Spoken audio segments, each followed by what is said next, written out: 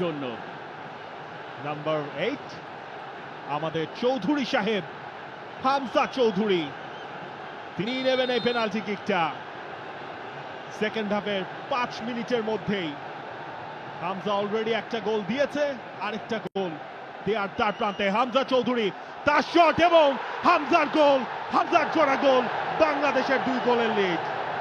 Panenka Hamza Chowdhury উপভোগ করছেন প্রতিটা মুহূর্ত এবং বাংলাদেশের এই উদযাপনের কেন্দ্রবিন্দুতে ওই একটাই নাম, হামজা, হামজায় শায়েস্তা নেপাল।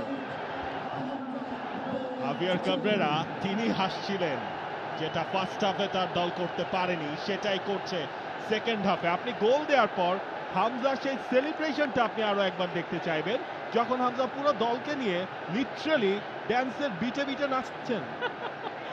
হামজা চৌধুরী, ও হামজা, কি করছেন আপনি?